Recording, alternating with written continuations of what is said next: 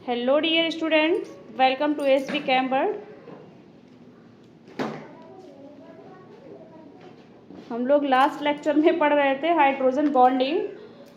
कुछ इश्यूज़ की वजह से वीडियो पॉज हो गई थी। आगे से हम लोग स्टार्ट करते हैं हाइड्रोजन बॉन्डिंग पे। टाइप्स चल रहे थे। फर्स्ट था आपका intermolecular hydrogen bonding. Intermolecular hydrogen bonding क्या होती है? इंटरमोलिकुलर हाइड्रोजन बॉन्डिंग समझिएगा, जरा ध्यान दीजिएगा। बताया था हमने आपको, या दो और दो से ज़्यादा या तो इक्वल मॉलिक्यूल्स में होगी या डिफरेंट मॉलिक्यूल में होगी। Example H2O, HF, ROH, NH3, ETC। ठीक है, ये इन एग्जाम्पल्स में होगी। ठीक है, ध्यान देना जरा। ठीक, अब कैसे शुरू होगी ये बॉन्डिंग मान लेते, देखो ROH में देख लेते हैं।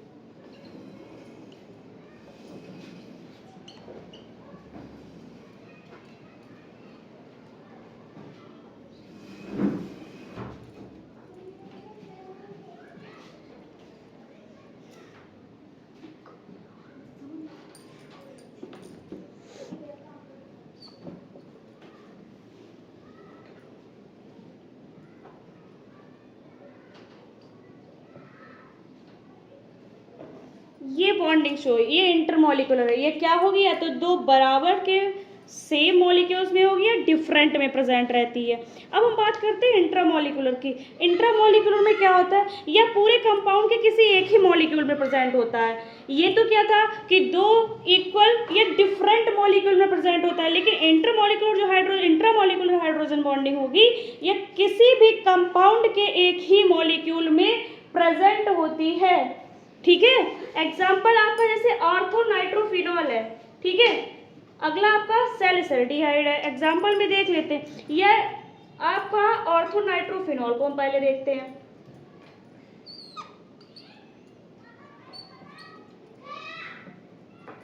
ठीक है, अब देखना जरा कि यहाँ पर बताया है कंपाउंड के किसी एक अणु में प्रेजेंट रहेगा। यहाँ देखिए आप, यहाँ पर जो है हाइड्रोजन बॉन्डिंग प्रेजेंट है। ठीक है, ऐसे ही हमारा सैलिसल्डिहाइड में होता है। अच्छा, जो इंटरमॉलिकुलर हाइड्रोजन बॉन्डिंग थी वो पूरे में प्रेजेंट रहेगी। ठीक है, कैसे? उसका क्या बताया था हमने आपको कि या तो इक्वल होगी या डिफरेंट मॉलिक्यूल्स में होगी। इसमें क्या होगा कि पूरे कंपाउंड के किसी एक मॉलिक्यूल पर ये इंट्रामॉलिकुलर हाइड्रोजन बॉन्डिंग क्या होती है? प्रेजेंट रहती है। एग्जाम्पल आपके ऑर्थोनाइट्रोफिनॉल एंड सैलिसल्डिहाइड। आगे हम बात करते हैं स्ट्रक्चर ऑफ लिक्विड।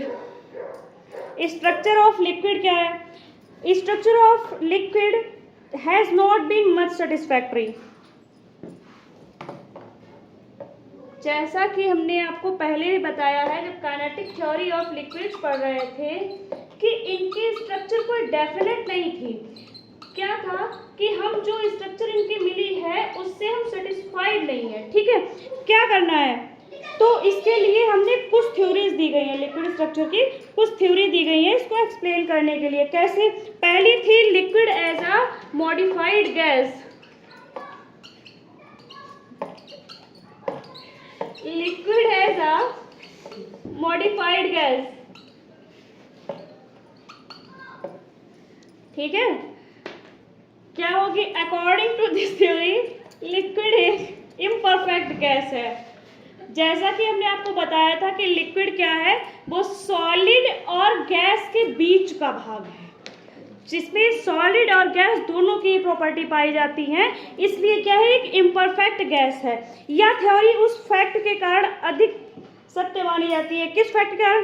कि क्रिटिकल पॉइंट के ऊपर लिक्विड तथा गैसेस स्टेट इनडिस्टिंग्विशेबल हो जाती है तथा मैटर में प्रेजेंट यह स्टेट लिक्विड स्टेट कहलाती है। अच्छा, हमने आपको क्रिटिकल पॉइंट जो है गैसेस स्टेट में बताया था। क्रिटिकल पॉइंट क्या? एक क्रिटिकल पॉइंट के ऊपर लिक्विड जो है बताए, जब रियल गैसेस और आइडियल गैसेस की बात चल रही थी, क्रिटिकल पॉइंट के ऊपर कोई भी गैस को हम लिक्विफाइड नहीं कर सकते। ठीक है, और वही सेम सॉलिड के साथ है। ठीक, क्रिटिकल पॉइंट के ऊपर लिक्विड तथा गैसेस स्टेट इनडिस्टिंग्विशेबल हो जाती है, जब मैटर में प्रेजेंट या स्टेट लिक्विड स्टेट कहलाती है। ठीक है, अब इसमें एक थ्योरी आती है वैकेंसी और होल थ्योरी। वैकेंसी और होल थ्योरी क्या है वो theory? Liquid substance relative solid substance के कंपेयर में कम डेंस होते हैं। ये बात आपको पता है, हमने आपको पहले भी बताई है कि होल थ्योरी क्यों दी गई थी। आपको जब फर्स्ट लेक्चर करवाया है लिक्विड स्टेट का, उसमें बताया है कि कंपेयर देन सॉलिड, लिक्विड में स्पेस होता है, मॉलिक्यूल्स के बीच कुछ जो है स्पेस रहता है, वो स्पेस होने के कारण उसमें होल्स क्रिएट हो जाते हैं। स्पेस होने के कारण उसमें होल्स क्रिएट हो जाते हैं। क्या कहना चाह रहे हैं कि liquid substance relative solid substance के कंपेयर में कम डेंस होते हैं, यानी कम घने होते हैं, अतः लिक्विड में इंटरमॉलिक्यूलर स्पेस सॉलिड के कंपेयर में अधिक होता है। ये जब हमने आपको गैसेस स्टेट का फर्स्ट लेक्चर बताया था, तब बताया था कि आपको सबसे ज़्यादा इंटरमॉलिक्यूलर स्पेस गैसेस में होता है और सॉलिड से ज़्यादा आपका लिक्विड में होता है। अब अकॉर्डिंग टू दिस थ्योरी देख लेते हैं, यानी कि थ्योरी क्या है हमारी? Whole theory. होल थ्योरी के अकॉर्डिंग क्या है? इंटरमॉलिक्यूलर स्पेस रैंडम नहीं है। इंटरमॉलिक्यूलर स्पेस कैसा है? रैंडम नहीं है, बल्कि मॉलिक्यूलर डायमीटर के साइज के होल या वैकेंसीज प्रेजेंट रहती हैं। यानी कि अचानक में होने वाला कोई भी स्पेस नहीं है। इसमें जो क्या होगा, मॉलिक्यूलर डायमीटर के साइज, कैसे अभी बना के दिखाते हैं आपको।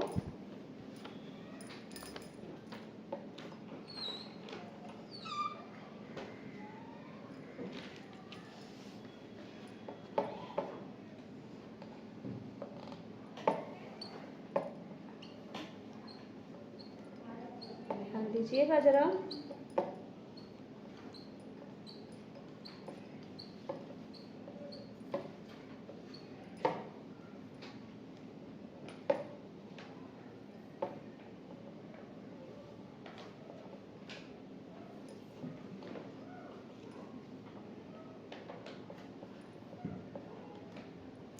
क्या बता रहे थे कि मॉलिक्यूलर डायमीटर के साइज के होल या वैकेंसीज प्रेजेंट रहती हैं। ये जो वैकेंसीज हैं वो डायमीटर में ही है। ठीक है, मॉलिक्यूलर के किसी डायमीटर में ही प्रेजेंट है।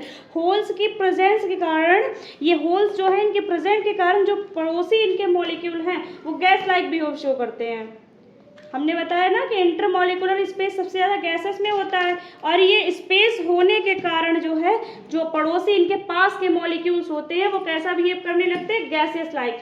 और ये गैसेस लाइक बिहेव शो करने के कारण इनमें इजीली जंप कर जाते हैं। जब भी मॉलिक्यूल जिनमें होल्स नहीं होते वे जंप नहीं कर सकते हैं, मतलब जो गैसेस लाइक होते हैं वो जंप कर जाते हैं, और जो सॉलिड लाइक होते हैं वो जंप नहीं कर पाते होल में। तो इसलिए सॉलिड लाइक बिहेवियर शो करते हैं। जब जंप नहीं कर सकते हैं तो सॉलिड लाइक बिहेवियर शो करेंगे, और जब जंप कर जाएंगे तो गैसेस लाइक बिहेवियर शो करेंगे। क्या है? As a result liquid, solid and gas both like behaviour show करते हैं। यानी कि जो लिक्विड है वो सॉलिड और गैस दोनों की तरह बिहेव शो करते हैं। क्यों? ये होल थ्योरी में क्या बताया, समराइज कर लेते हैं। होल थ्योरी के अकॉर्डिंग जो आपके नेबरिंग मॉलिक्यूल्स होते हैं उनमें इंटरमॉलिक्यूलर स्पेस होने की वजह से नेबरिंग मॉलिक्यूल गैसेस की लाइक बिहेव करते हैं और वो उसमें जंप कर जाते हैं, और जो जंप नहीं कर पाते हैं वो क्या करते हैं? वो सॉलिड लाइक बिहेव शो करते हैं। ठीक, अब आगे बात होती है आपके फ्री वॉल्यूम थ्योरी की। फ्री वॉल्यूम थ्योरी में देखेंगे, according to this theory liquid में एक मॉलिक्यूल 10 से 12 नेबरिंग मॉलिक्यूल से सराउंडेड होता है, जो कि हम आपको यहाँ पर दिखा रहे हैं। ये देखिए यहाँ पर 10 से 12 जो भी है एक क्वांटिटी है, ये एक पड़ोसी मॉलिक्यूल से सराउंडेड रहता है, जो सेंट्रल मॉलिक्यूल को चारों ओर स्फेरिकल सेल बनाते हैं। देख सकते हैं यहाँ पे एक स्फेयर बना रखा है इन्होंने। ठीक है, इसलिए गैस के लाइक सेंट्रल मॉलिक्यूल के लिए केवल वेरी शॉर्ट डिस्टेंस से आगे बढ़ना पड़ता है। अब ये क्या करेंगे? गैस की तरह बिहेवियर शो नहीं करेंगे। ये जो है सेंट्रल मॉलिक्यूल के बहुत शॉर्ट डिस्टेंस से आगे बढ़ते हैं। जहां मॉलिक्यूल को अनदर मॉलिक्यूल से कोलिजन से पहले लॉन्ग डिस्टेंस ट्रेवल करनी पड़ती है, यानी कि एक मॉलिक्यूल को दूसरे मॉलिक्यूल से कोलिजन करने के लिए एक लंबा रास्ता तय करना पड़ेगा। इसलिए मॉलिक्यूल को बहुत स्मॉल स्पेस में मूव करने की फ्रीडम है। अब समझो जरा कि इतना कम स्पेस होने के कारण ये अगर दूसरे मॉलिक्यूल से कोलिजन करने जाएंगे तो इनको एक लॉन्ग डिस्टेंस ट्रेवल करनी पड़ेगी। इसलिए मॉलिक्यूल को बहुत कम जगह में ही मूव करने की फ्रीडम है, ये बहुत कम जगह में ही मूव कर सकता है और इसे क्या कहेंगे, फ्री वॉल्यूम थ्योरी। ये क्या कहलाएगा, फ्री वॉल्यूम। यहाँ पर देखिए जगह खाली होने की वजह से क्या होगा, ये मॉलिक्यूल क्या करेंगे, बहुत स्मॉल स्पेस में मूव कर जाएंगे, जिससे इन्हें कोलिजन से पहले लॉन्ग डिस्टेंस ट्रेवल करनी पड़ेगी और ये जो स्पेस रह जाएगा इसे हम फ्री वॉल्यूम कहेंगे। ठीक है, आज के लेक्चर में इतना ही। अगले लेक्चर में आपको लिक्विड क्रिस्टल करवाएंगे, liquid crystal thermography and 7 segment cell. जिन लोगों ने अभी तक हमारा चैनल सब्सक्राइब नहीं किया है, चैनल सब्सक्राइब कर दें और PDF के लिए आप लोग हमारा एप्लीकेशन इंस्टॉल कर सकते हैं। Thank you.